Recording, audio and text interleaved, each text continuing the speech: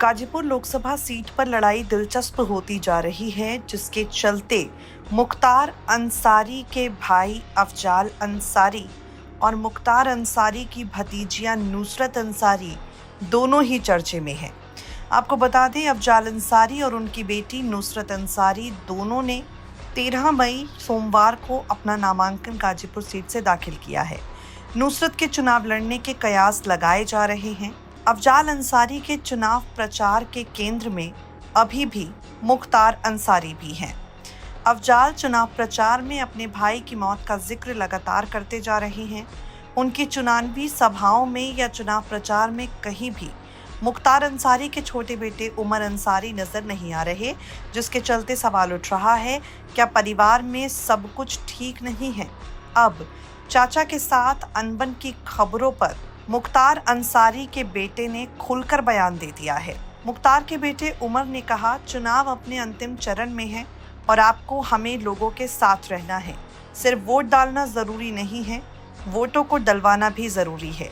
Case मुकदमों के चलते मैं चुनाव प्रचार में आपके बीच नहीं आ सका।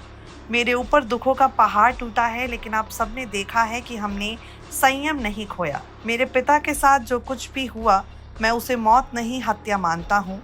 बावजूद इसके जो जन सैलाब उनके जनाजे में उबड़ा, उससे सरकार की आंखें खुल गई।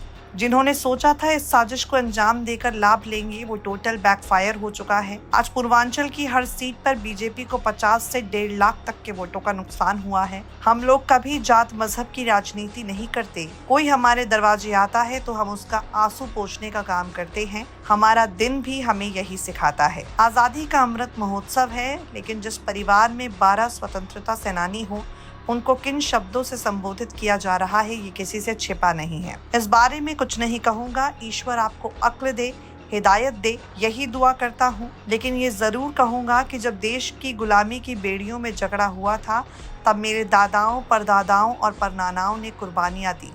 आप हमें कहते हो आतंकवादी, भूमाफिया, गुंडा, अपराधी। आप मुकदमे तो गिना देते हो, लेकिन ये नहीं बताते कि कितने मुकदमों में हम बरी हो चुके हैं। लोग मेरे पिता पर 65 से ज़्यादा मुकदमे बताते हैं, जिसमें 45 में वो बरी हो चुके हैं। एक मुकदमा 2005 में जेल जाने से पहले का था और बाकी सारे मुकदमे झूठे हैं। हमारे बाबा सांसद जी पर झूठा मुकदमा लगाकर गैंगस्टर एक्ट में सज़ा करा दी गई, जिसके मूल केस में वो बरी हो गए। बड़ी जिम्मेदारी से बताना चाहता हूँ कि हमें खरीदने की भी कोशिश की गई, पर हम बिके नहीं।